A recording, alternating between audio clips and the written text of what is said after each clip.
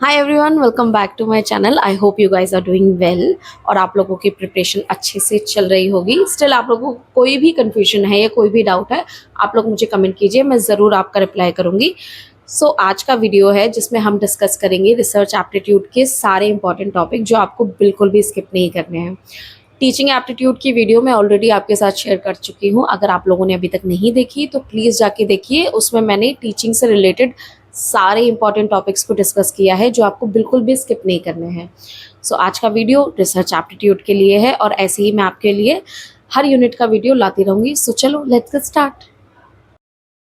सबसे पहले मैं आपको बता दूं कि जो रिसर्च एप्टीट्यूड है ना, वो थोड़ी सी ट्रिकी यूनिट हर स्टूडेंट को लगती है क्योंकि हमने पहले कभी इसे पढ़ा नहीं होता है। ठीक है, तो अगर आप इसे 2 से 3 बार पढ़ोगे तो आपको ये अच्छे से समझ आने लगेगी। पहली बार में ये समझ नहीं आती, बिकॉज़ मुझे भी नहीं समझ आती थी क्योंकि नए-नए टर्म्स इसमें सीखने को मिलते हैं। तो वो थोड़ा-सा कन्फ्यूजन लगती है स्टार्टिंग में, बट जब आप इसको 2 से 3 बार अच्छे से पढ़ लेंगे तब आपको चीज़ें समझ आने लगेंगी। और मेक श्योर करना कि रिसर्च एप्टीट्यूड को आपको स्किप नहीं करना है, क्योंकि ये आपको फिर आगे भी हेल्प करेगा अगर आप पीएचडी के लिए जाएँगे या रिसर्च करेंगे। सो अगर आप पीएचडी के लिए जाएँगे ना, तो इंटरव्यू में रिसर्च से बहुत सारे क्वेश्चंस पूछे जाते हैं। एंट्रेंस भी अगर पीएचडी का होता है तो उसमें भी आपको एक पेपर पूरा रिसर्च से, मतलब रिसर्च के ऊपर आता है। मेक श्योर कि आप इस यूनिट को अच्छे से पढ़ना। अब देखो, इसका बेस तो बेसिक, मतलब आपको सारी चीज़ें पढ़नी ही पढ़नी है। मैं ये नहीं कह रही कि आपको कुछ स्किप करना है या जो टॉपिक मैं बता रही हूँ सिर्फ वही पढ़ने हैं। आपको इसका अच्छे से बेसिक पढ़ना है, बट जो टॉपिक मैं आपको बता रही हूँ उसकी रिविजन आपको बहुत अच्छे से कर लेनी है, क्योंकि वो कुछ टॉपिक्स ऐसे हैं जो आते ही आते हैं। ठीक है, first topic is approaches of research. जैसे ही आप रिसर्च की डेफिनेशन को पढ़ लोगे उसके बाद आपको ये टॉपिक मिलता है पढ़ने को। इसमें है अप्रोचेस ऑफ रिसर्च, कि रिसर्च के कितनी तरीके से अप्रोचेस हैं। जैसे पॉजिटिज्म हो गया, पोस्ट पॉजिटिज्म हो गया, रियलिज्म हो गया, ऑन्टोलॉजी हो गया, कंस्ट्रक्टिज्म हो गया। पहले इनकी डेफिनेशंस पूछी जाती थी, बट अब इनके कैरेक्टरिस्टिक भी पूछे जाते हैं। मेक श्योर आप इनको डिटेल में अच्छे से पढ़ के जाएं और इसका एक आधा क्वेश्चन आपको देखने को मिलता ही मिलता है। Second topic is types of research. Types of research के बहुत क्वेश्चंस पहले पूछे जाते थे, अब थोड़ा सा कम हो गया है, बट इट डजंट मीन कि ये पूछा नहीं जाता। ये हमेशा, मतलब एक फेवरेट टॉपिक रहता है एनटीए का, कि वो टाइप्स में से क्वेश्चंस पूछता ही पूछता है। अब इसको थोड़ा डिटेल में पढ़ के जाना, बिकॉज बहुत सारे टाइप्स हैं रिसर्च की। और अब क्या है, सिचुएशनल बेस्ड भी क्वेश्चंस पूछे जाते हैं, कि एक क्वेश्चन में आपको एक सिचुएशन दे दी जाती है और 4 ऑप्शन दे दिए जाते हैं कि बताओ कौन सा जो रिसर्च का टाइप है यहाँ पे अप्लाई होगा। मेक श्योर कि आप इसको अच्छे से पढ़ के जाएं। ठीक है, third topic is literature review. Literature review का प्रोसेस पूछा जाता है, उसको अरेंज करना होता है आपको। लिटरेचर रिव्यू भी अब बहुत पूछा जाता है और इसका प्रोसेस मैक्सिमम ज़्यादा पूछा जाता है। Next topic is variables. Variables कितने तरीके के होते हैं, इनके टाइप्स हो गए, dependent variable, independent variable, extraneous variable.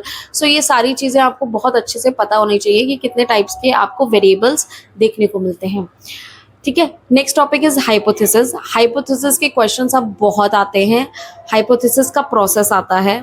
ठीक है, हाइपोथेसिस के टाइप्स भी आते हैं।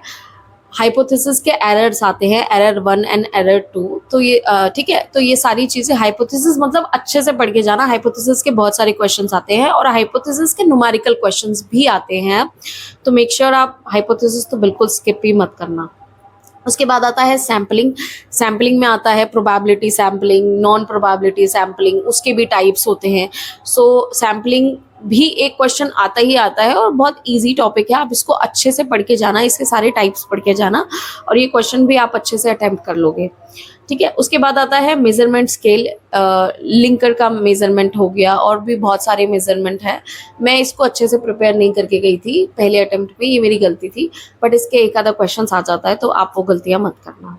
उसके बाद आता है वैलिडिटी एंड रिलायबिलिटी। इनकी डेफिनेशन सबसे पहले, ठीक है, इन दोनों में जो डेफिनेशन है, इनके फ़र्क हैं, इसको अच्छे से पढ़ के जाना, क्योंकि अगर एक बार आपने डेफिनेशन समझ ली ना इसकी अच्छे से, तब आप क्वेश्चन अच्छे से अटेम्प्ट कर पाओगे, क्योंकि इसमें स्टेटमेंट वाइज क्वेश्चंस भी आते हैं। ठीक है, बहुत सारी स्टेटमेंट्स आपको दे दी जाती हैं, आपको चूज़ करना होता है, या 1 लाइनर क्वेश्चंस भी आते हैं।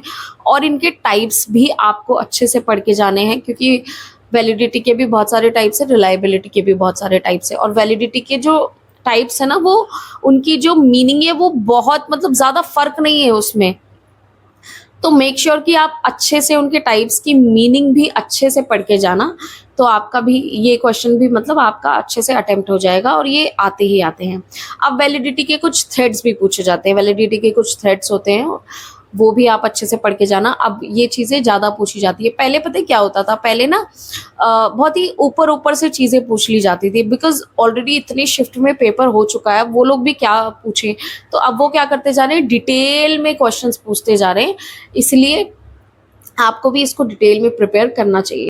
नेक्स्ट टॉपिक भी आपका वैलिडिटी से रिलेटेड है, जिसमें इफेक्ट्स एरर्स इन रिसर्च पूछे जाते हैं। तो इसमें भी बहुत सारे टाइप्स होते हैं, जैसे प्लेकाबो इफेक्ट हो गया, हाथोन इफेक्ट हो गया, इसमें क्या क्या किया जाता है। तो ये सारी चीज़ें आपको डिटेल में अच्छे से पढ़ के जानी है, बिकॉज एक स्टेटमेंट दे देंगे और वो पूछेंगे बताओ कौन सा इफेक्ट है, तो मेक श्योर कि आप इसे अच्छे से प्रिपेयर करके जाएं। उसके बाद रेफरेंस एंड स्टाइल, कितने तरीके के राइटिंग स्टाइल होते हैं, जैसे APA MLA, ठीक है, शिकागो, और ये सारे टाइप्स पढ़ के जाने हैं। रेफरेंस में आते हैं शॉर्ट फॉर्म्स आते हैं, जैसे सेम एज का शॉर्ट फॉर्म क्या हो गया, वो मैचिंग में दे देते हैं आपको। सो मेक श्योर कि वो 10-12 जो बहुत कॉमन है, जो PYQ में आ चुके हैं, वो पढ़ के जाओ, बिकॉज रेफरेंस तो बहुत सारे हैं। सो वो भी आप अच्छे से तैयार करके जाना। अब ना डेटा एनालिसिस से क्वेश्चन पूछे जाते हैं, मतलब इसके टाइप्स पूछे जाते हैं, जैसे थीमेटिक एनालिसिस हो गया, कंटेंट एनालिसिस हो गया, और भी बहुत सारे टाइप है। सो आप उसको भी अच्छे से पढ़ के जाना, बिल्कुल स्किप नहीं करना। एक क्वेश्चन जो अब बहुत इंपॉर्टेंट है और बहुत फेमस भी है, टूल्स एंड सॉफ्टवेयर पूछे जाते हैं जो रिसर्च में यूज़ होते हैं, जैसे स्टेटा हो गया, SPSS हो गया, प्लैगरिज्म के लिए कौन कौन से टूल यूज़ किए जाते हैं, टर्निट हो गया, उरकुंड हो गया। तो ये सारे जितने भी टूल्स, अब देखो ऐसे पढ़ने बैठोगे तो बहुत सारे निकलेंगे। मेक श्योर जो भी PYQ में आए हैं वो तो बिल्कुल स्किप मत करना, वो सारी पे आप एक लिस्ट बना लेना, तो क्या होगा, आपके पास सारे जो सॉफ्टवेयर होंगे वो एक साथ होंगे, तो आपको रिवाइज करने में ईजी होगा। उसके बाद प्लैगरिज्म से क्वेश्चन बहुत आता है, प्लैगरिज्म के टाइप्स भी पूछे जाते हैं, प्लैगरिज्म का लेवल पूछा जाता है, लेवल 0 पे क्या होता है, लेवल 1 पे क्या होता है, लेवल 2 पे क्या होता है, कितने % तक जो है प्लैगरिज्म मतलब चल जाता है, कितने के बाद वो लोग नहीं मानते हैं, या फिर इसकी पेनल्टी क्या क्या है। सो ये सारी चीज़ें मतलब पढ़ के जाना, क्योंकि एक क्वेश्चन आता ही आता है। और जो लास्ट टॉपिक मैं आपसे डिस्कस करूंगी, अब ना न्यूमेरिकल्स पूछे जाते हैं रिसर्च के, जैसे जिन्होंने स्टैट्स पढ़ी है, अगर कॉमर्स है उनका पेपर 2, तो उनको पता होगा, जो उन्होंने स्टैट्स में पढ़ा है, जैसे स्टैंडर्ड डेविएशन कैसे निकालते हैं, कोवेरिएंस कैसे निकालते हैं। अच्छा, इसमें क्या है, आपको ना मैचिंग दे रखी होगी, बट फिर भी आपको कैसे निकालते हैं वो तो आना चाहिए, आना पड़ेगा, तभी आप उसको मैच कर पाओगे। So make sure. और अच्छा, कितना ही पढ़ लोगे ना, न्यूमेरिकल भी बहुत सारे हैं, तो क्या करना, जितने PYQ में आ चुके हैं वो सारे सीख लो, और ज़्यादा टफ नहीं होते, एक फॉर्मूला लगता है और इजी से निकल जाते हैं। सो मेक श्योर कि न्यूमेरिकल का एक क्वेश्चन आता ही आता है, उसको आप अच्छे से प्रिपेयर करके जाएं। इन सारे टॉपिक्स को आपको अच्छे से पढ़ के जाना है, बिल्कुल नहीं छोड़ना। ये टॉपिक्स ऐसे हैं जो आते ही आते हैं, तो मुझे लगता है अगर इनको टॉपिक को छोड़ के जाना तो एक थोड़ी सी बेवकूफ़ी होगी एग्ज़ाम के लिए, क्योंकि ये वो टॉपिक हैं जो श्योर हैं, ये तो आते ही आते हैं। सो मेक श्योर आप अच्छे से रिसर्च पढ़ें, 2 से 3 बार रिवाइज करें, और इन टॉपिक्स को तो बहुत अच्छे से करके जाएं, ताकि जो आपका रिसर्च का पोर्शंस है वो भी अच्छे से तैयार हो जाए। So that's all for today's video. I hope मैंने 15-16 टॉपिक्स आपके मोस्ट इंपॉर्टेंट जो है वो डिस्कस कर लिए हैं। आई होप आपको ये वीडियो अच्छी लगेगी और हेल्प भी करेगी। मैं ऐसे ही आपके लिए सारी जो यूनिट्स हैं उनके इम्पॉर्टेंट टॉपिक लाऊंगी, ताकि आपको पता चले कि अच्छा, मुझे इन टॉपिक्स पे अच्छे से फोकस करना है, सो आपका पेपर अच्छे से क्रैक हो जाए। बिकॉज मैं नहीं चाहती किसी को भी दोबारा अटेम्प्ट देना पड़े, बिकॉज मैंने दिया है और मुझे पता है कि कितना प्रेशर हो जाता है दोबारा से सब कुछ पढ़ना, दोबारा से उस जर्नी को स्टार्ट करना। सो कोशिश करो कि पहले अटेम्प्ट में, या जो भी आप दूसरा अटेम्प्ट दे रहे हो, तीसरा अटेम्प्ट दे रहे हो, निकाल लो और मतलब रफा दफा करो इसको, बिकॉज बहुत स्ट्रेस देता है। बिकॉज आगे भी बहुत लंबी जर्नी है, उसको भी करना है, तो जल्दी इसको क्रैक करो और आगे बढ़ो। अगर आपको वीडियो अच्छी लगी हो तो चैनल को सब्सक्राइब करें, बेल आइकन को प्रेस कर लें, क्योंकि कुछ क्वेश्चंस बच्चे ऐसे पूछते हैं जिनका ऑलरेडी मैं जवाब दे चुकी हूँ। सो मेक श्योर कि आप वो वीडियो देख लें, आपको पता हो कि वीडियो आ गई है।